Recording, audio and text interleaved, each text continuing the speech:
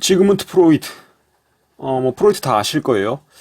뭐 20세기와 20세기를 넘어서 지금 현재까지 어떤 그 심리학이라는 영역에서 현대인들한테 아주 많은 영향을 끼친 사람인데, 이 사람의 어떤 그 심리학이 굉장히 카발라적 성격이 많이 들어있어요. 카발라적 성격. 제가 이제 뭐 푸틴과 이제 그 유대교 신비주의 이 영상에서 이제 카발라랑 그 일루미나티즘, 그 일루미나티와의 연관성에 좀 설명했는데, 이 프로이드의 심리학이 일루미나티가 통제하는 어떤 미디어, 그리고 이제 교육 시스템, 이런 걸 통해서 굉장히 많이 어떤 홍보가 되고 보급이 됐어요. 근데 이 프로이드의 심리학은 어떤 왜곡된 카발라적 성의식이 좀 근저에 깔려 있다. 이렇게 좀 얘기를 드릴 수 있을 것 같고, 이제 프로이드는 그렇게 얘기했죠. 그러니까 어떤 성적 욕망, 리비도가 인간의 삶의 주요 동기이며, 이 성적 만족이 어떤 인간에게 보편적으로 제공될 수 있는 어떤 만병통치약이다. 그러니까 성적 충동을 억누르는 것이 인간한테 굉장히 해롭다. 어떤 신경증이 유발되는 원인이 바로 성적 충동이 억눌러져서 신경증이 발생한다.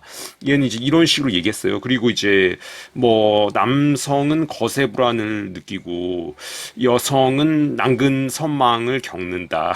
뭐 이런 식으로 얘는 이제 말했죠. 이거 여자들이 되게 싫어하는 건데 남근 선망. 이거 아주 또라이 같은 이론인데, 이게 지금 어떤 그 보편적으로 어떤 대학 심리학 이런 교육에서 보편적으로 지금 가르쳐지고 있죠. 그렇게 가르쳐진 지 뭐 거의 100년이 됐는데, 이거 어떤 정상적인 여성들은 동의하지 않죠, 사실. 남근 선망. 근데 이게 이제 그 어떤 카발라적 관념에서는 아주 그 가능한 얘기예요. 카발라적 관념에서는, 카발라적 성 관념에서는 이게 아주 맞는 얘기예요. 근데 그래서 지금 프로이드가 여기랑 연관성이 있다고 지금 어떤 제가 보는 거예요. 근데 이제 얘가 또 했던 얘기들 중에서 그런 얘기가 있죠. 아이들은 그 이성 부모에 대해서 어떤 성적인 감정을 갖고 동성 부모한테는 적대감을 느낀다. 그러니까 이제 오이디푸스 컴플렉스, 얘가 말했던. 그러니까 어린애들은 이제 무의식적으로 아버지를 살해하고 어머니를 이제 성적으로 갈망한다. 얘는 이제 그렇게 주장을 했어요. 뭐 프로이드 하면 가장 유명한 게 이제 오이디푸스 컴플렉스잖아요. 근데 이게 딱 근친 뭐뭐랑 소와 뭐뭐랑 굉장히 근접한 주장이에요. 어. 그러니까 이 어떤 일루미나티의 그 변태적인 성관념과 굉장히 가까운 관념이 이게. 근데 이거를 이제 20세기 들어서 어떤 심리학과 그리고 이제 미디어 그리고 이제 이 프로이드 사상 영향을 받은 어떤 영화, 소설들 이런 걸 통해서 현대인들이 굉장히 자기도 알게 모르게 내면화됐죠. 이런 거에. 근데 이 프로이드가 이 유대계 프리메이슨 단체인 브나이브리스라고 있어요. 브나이브리스. 브나이브리스 가입했어요. 브나이브리스 오스트리아 지부 창립 멤버예요. 그러니까 이 브나이브리스 오스트리아 라치가 창설됐을 때 그때 회원으로 그 가입을 했어요. 프로이드가 1895년에. 그리고 좀 재밌는 게 이 브나이브리스 가입한 이후에 프로이드의 그 경력이 급상승해요.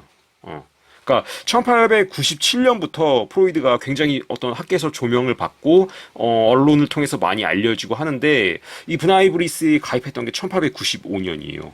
그러니까 뭐 2년도 안 돼서 이 굉장히 이제 경력이 상승 국면에 들어선다. 이 브나이브리스 가입한 다음에. 그리고 이제 이 브나이브리스 가입한 이후에 정신 분석학이란 용어를 프로이드가 처음으로 썼어요.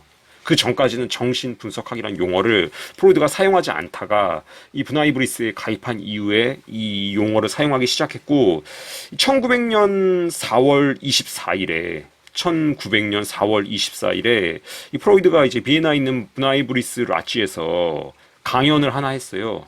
이 강연이 이제 뭐냐면 에밀 졸라의 소설 그 페콘디테에 대한 강연이었어요. 근데 이제 참고로 에밀 졸라도 프리메이슨이에요. 그리고 이제, 그래서 이것 말고도 이제 1930년대에 그 프로이드가 그 브나이브리스 회원들한테 쓴 편지도 지금 남아 있어요.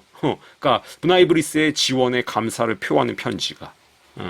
그러니까 프로이드도 이제 그들의 이론이라고 보는 게 어떤 합리적이고 이제 데이빗 바칸이라고 이 사람이 심리학자인데 이 사람이 쓴 책이 있어요. 1950년대에 나온 책인데 지그문트 프로이드와 유대인의 신비로운 전통 이 책인데 이 책에서 이 바칸 교수가 프로이드가 이제 차바드 랍비 라샤브랑 만났던 것에 대해서 좀 서술하고 있어요. 차바드는 이제 제가 푸틴과 유대교 신비주의 여기서 언급했던 영상 보시면 좀 차바드에 대해서 이해하실 수 있을 거고 이 차바드 랍비랑 만났어요. 차바드 루바비치 랍비랑 만났는데 이때 이제 만나서 둘이 카발라에 대해서 논의했다. 그렇게 이 데이빗 바칸 교수가 이 책에서 쓰고 있어요.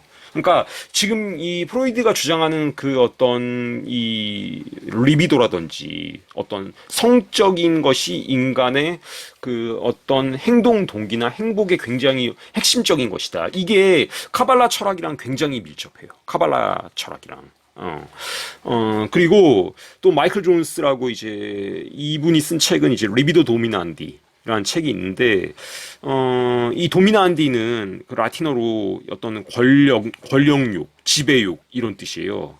도미난디. 리비도 도미난디.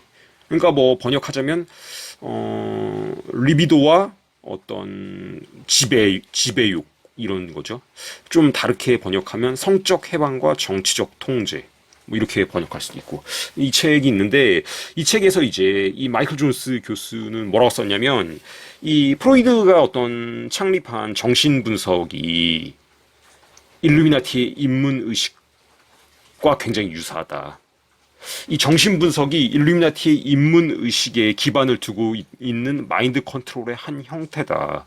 이제 이 마이클 존스는 그런 주장을 했어요. 그러니까 어떤 의미에서 그 둘이 유사하고 이 일루미나티 인문 의식에서 오히려 정신 분석 이제 어떤 환자가 와가지고 정신 분석 받는 거 심리 어떤 전문가한테 쇼파에 누워서 보통 봤죠. 근데 이제 이 사람 어떤 근거로 썼냐면은 둘 다 숙달된 핸들러가 환자 또는 입문자에게 심층적이고 고백적인 어떤 양심 검사를 하도록 하는데 기반을 두고 있다. 그러니까 이 프로이드의 정신 분석 그거 할 때도 보면은 이제 어떤 여성 그 환자가 이 쇼파 같은데 거의 눕듯이 이렇게 파묻혀서 자신이 꿨던 꿈이나 어떤 자신의 그 내밀한 얘기들을 고백을 하죠.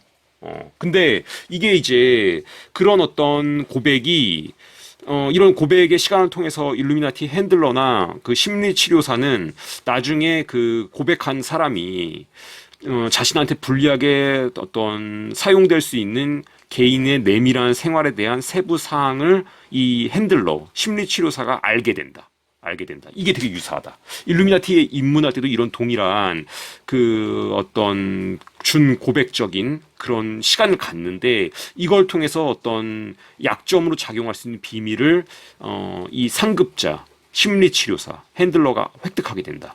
그리고 일루미나티즘과 이제 정신분석학은 모두 은밀한 형태의 심리적, 영적 통제로 끝나게 되고 이에 따라 이제 통제자, 핸들러는 지배력을 갖고 자신의 이제 환자나 입문자, 뭐 퍼핏을 자신이 원하는 방식으로 통제할 수 있다. 이제 이 사람은 그런 식으로 어떤 이 책에서 썼어요. 근데 굉장히 인상적인 어떤 그 주장이고 상당히 유사성이 있죠, 실제로.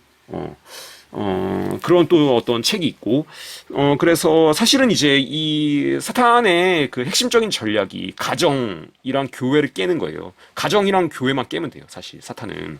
이게 하나님이 직접 만든 그 어떤 조직이 가정이랑 교회인데, 이걸 깨는 게 핵심이에요, 이걸. 근데 이제 이 어떤 프로이드가 주장했던 어떤 성적 충동을 억누르기 때문에 어떤 신경증, 모든 어떤 정신병리학적 문제가 발생한다. 그렇기 때문에 이제 성적 충동을 억누르는 것은 인간에 굉장히 해롭다. 이런 주장들. 이게 이제 자연스럽게 20세기 넘어가면서 이제 성해방으로 이어지죠. 성해방. 어떤 자유로운 어떤 성관계, 결혼 이전에도 뭐 성관계가 가능하고 어떤 결혼 이후에도 뭐 자유로운 성관계 가능하다. 이런 주장으로 이제 바로 이어지게 되고 또 인간은 아주 어릴 때부터 그 이성 부모를 성적으로 욕망하고 그 동성 부모한테는 그 어떤 살해 욕망을 느낀다. 이거 완전히 변태적인 생각이잖아, 이거. 아주 그 변태적인 생각인데, 이 주장은 어린 아이가 성적, 성욕이 있다는 얘기예요. 이 주장은. 기본이 그게 깔려 있어요. 그러니까 소와 뭐뭐랑 직결된 주장이고 또 그 근친 뭐뭐랑도 아주 가까운 주장이에요. 그러니까 아주 변태적인 주장인데 이거를 이제 기본적으로 대학 심리학과 가면은 그 심리학 전공한 사람들이 기본적으로 이 주장을 학습한다. 그렇게 학습한 지 거의 지금 100년이 됐다. 그런 체계로 지금 굴러와서 기본적으로 지식인이라는 애들이 이것에 기본적으로 동의한다. 오이디푸스 컴플렉스.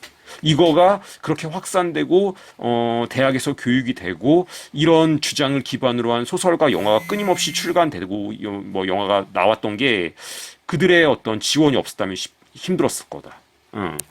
그렇기 때문에 이런 어떤 것들이 분명히 좀 상관관계가 있어 보이고